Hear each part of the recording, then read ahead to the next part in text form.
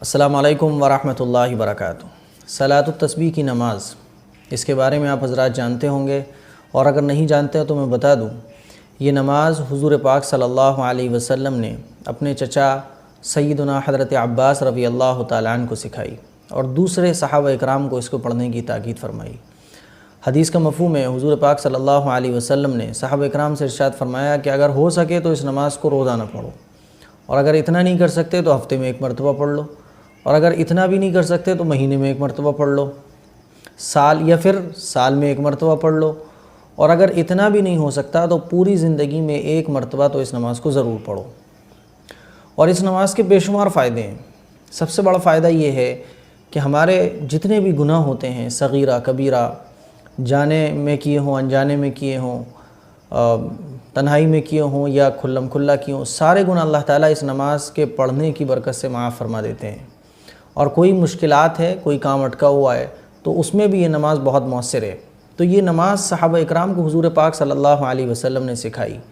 بہت سارے لوگ ہیں جو جمعے کی نماز سے پہلے مسجد میں چلے جاتے ہیں اور اس نماز کو پڑھتے ہیں۔ خواتین بھی بہت ساری ایسی ہیں، اللہ کی نیک بندیاں جو اس کو پڑھتی ہیں۔ تو ہر مسلمان کو کم از کم ہفتے میں ایک مرتبہ پڑھ ہی لینا چاہیے۔ 15-20 منٹ، آدھا گھنٹہ لگتا ہے بس، اور اگر اتنا نہیں ہو سکتا تو مہینے میں کم از کم ایک مرتبہ پڑھ لیں۔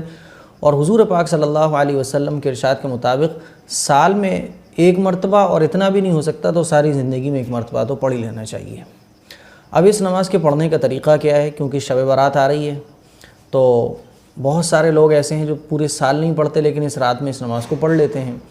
تو اسی نماز کا طریقہ آج میں آپ لوگوں کو اچھے طریقے سے سمجھانے کی کوشش کروں گا۔ اللہ تعالیٰ سے دعا میں کر کے بیٹھتا ہوں یہ کلپ بنانے کے لیے کہ اللہ میری زبان سے ایسے الفاظ نکلوائیے، میری زبان سے وہ ورڈز اور وہ جملے نکلوائیے جو آپ لوگوں کو سمجھنے میں آسانی پیدا کریں، جو آپ لوگوں کو آسانی کے ساتھ سمجھ میں آ جائیں۔ تو اس نماز میں ایک کلمہ پڑھا جاتا ہے، تیسرا کلمہ، سبحان اللہ والحمد للہ ولا الہ الا اللہ واللہ اکبر۔ اگر آپ پورا پڑھ سکتے ہوں تو علماء نے لکھا ہے کہ بہتر یہ ہے کہ پورا پڑھ لیا جائے۔ سبحان اللہ والحمد للہ ولا الہ الا اللہ واللہ اکبر ولا حول ولا قوۃ الا باللہ العلی العظیم۔ ورنہ اتنا پڑھ لیں، سبحان اللہ والحمد للہ ولا الہ الا اللہ واللہ اکبر ولا حول ولا قوۃ الا باللہ۔ آگے والا چاہیں تو پڑھ لیں، اور اگر نہیں پڑھیں گے تب بھی بہرحال نماز ہو جائے گی۔ 4 رکعت کی نیت باندھیں گے ہم، اس میں 300 مرتبہ کلمہ پڑھا جاتا ہے، یہ والا جو میں نے ابھی بتایا تھا۔ 4 رکعت کی نیت باندھیں گے۔ نیت کرتا ہوں میں 4 رکعت نماز نفل صلاۃ التسبیح، یہ دل میں نیت کرنا ہے۔ زبان سے کہہ لیں تو بہتر ہے، نہیں کہہ رہے ہیں کوئی بات نہیں ہے۔ نیت کریں گے دل سے کہ اللہ میں 4 رکعت نماز صلاۃ التسبیح پڑھنے جا رہا ہوں یا جا رہی ہوں۔ زبان سے آپ کہنا چاہیں تو ایسے کہہ سکتے ہیں کہ نیت کرتا ہوں میں 4 رکعت نماز صلاۃ التسبیح، واسطے اللہ تعالیٰ کے منہ میرا کعبہ شریف کی طرف اللہ اکبر کہہ کر نیت باندھ لیں گے۔ اس نماز کے پڑھنے کے 2 طریقے ہیں۔ میں آج سب سے آسان طریقہ بتاؤں گا آپ کو، اور انشاءاللہ نیکسٹ کلپ ہماری رہے گی دوسرے طریقے کے ٹاپک پر اور اس کے صلاۃ التسبیح سے ریلیٹڈ جو کچھ مسائل ہیں اس پر۔ تو میں آج ایک طریقہ بتا رہا ہوں، سمپل ایک دم۔ سب سے پہلے نیت باندھنے کے بعد ہم سبحانک اللہ پڑھیں گے، اور سبحانک اللہم پڑھنے کے بعد 15 بار ہم اس کلمے کو پڑھیں گے، سبحان اللہ والحمد للہ ولا الہ الا اللہ واللہ اکبر، 15 بار۔ پھر اس کے بعد الحمد شریف پڑھیں گے، الحمد شریف کے بعد سورت ملائیں گے، پھر رکوع میں جانے سے پہلے 10 بار اس کلمے کو پڑھیں گے۔ پھر رکوع میں چلے جائیں گے، اور رکوع میں جانے کے بعد رکوع کی تسبیح پڑھیں گے، سبحان ربی العظیم۔ پھر اس کے بعد رکوع کی تسبیح پڑھنے کے بعد 10 مرتبہ پھر پڑھیں گے۔ پھر رکوع سے اٹھیں گے، رکوع سے اٹھنے کے بعد پھر 10 مرتبہ پڑھیں گے۔ پھر سجدے میں جائیں گے تو سجدے میں 10 مرتبہ پڑھیں گے سجدے کی تسبیح پڑھنے کے بعد۔ پھر سجدے سے اٹھیں گے، پھر 10 مرتبہ پڑھیں گے۔ پھر دوسرے سجدے میں جائیں گے تو سجدے کی تسبیح پڑھنے کے بعد 10 مرتبہ پھر پڑھیں گے۔ تو پہلی رکعت میں ہمارا یہ جو کلمہ ہے سبحان اللہ والحمد للہ ولا الہ، یہ کلمہ ہو جائے گا 75 مرتبہ۔ ایک رکعت میں ہمیں اس کلمے کو 75 مرتبہ پڑھنا ہے، ٹھیک ہے نا؟ اور کیسے پڑھنا ہے؟ دیکھیے، ثنا پڑھی ہم نے سب سے پہلی رکعت میں سبحانک اللہ کے بعد 15 مرتبہ، پھر الحمد شریف کے بعد سورت ملائیں گے، سورت ملانے کے بعد پھر 10 مرتبہ، کتنا ہو گیا؟ 25۔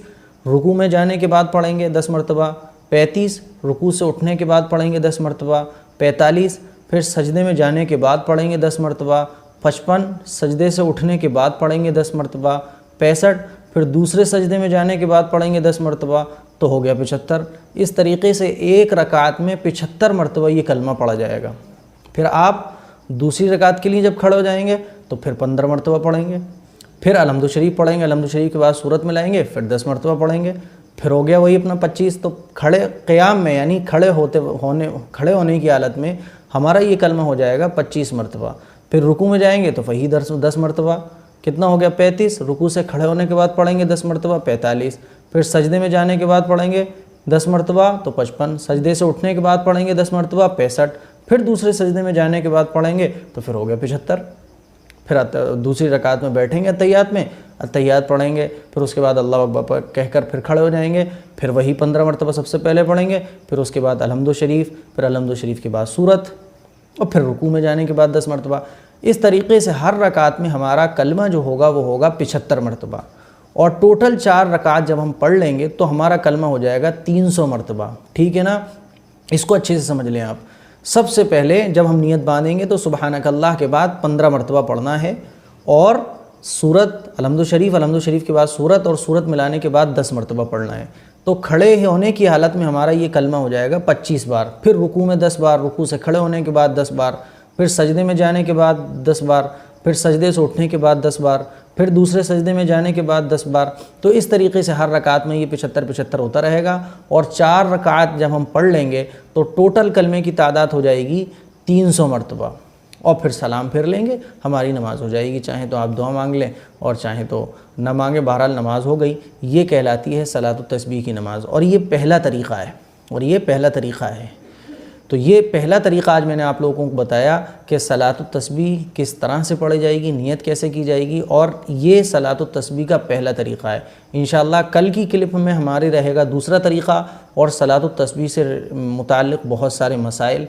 آپ کے ذہن میں اگر اب بھی کوئی مسئلہ ہو تو انشاءاللہ کل کی کلپ میں ہم صلاۃ التسبیح سے ریلیٹڈ سارے مسائل جو آپ کمنٹ میں پوچھیں گے انشاءاللہ اس کو کل کی کلپ میں کلیئر کر دیا جائے گا۔ تو یہ تھی آج کی کلپ، اس کو آپ زیادہ سے زیادہ شیئر کریں تاکہ صلاۃ التسبیح کا طریقہ ہر مسلمان بہن اور بھائی کو پتہ چل جائے۔ دعاؤں کی درخواست ہے۔ السلام علیکم ورحمۃ اللہ وبرکاتہ۔